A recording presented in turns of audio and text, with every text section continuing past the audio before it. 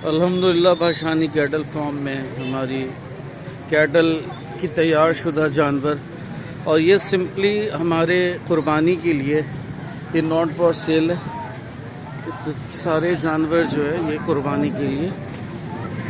और अल्लाह का शुक्र है कि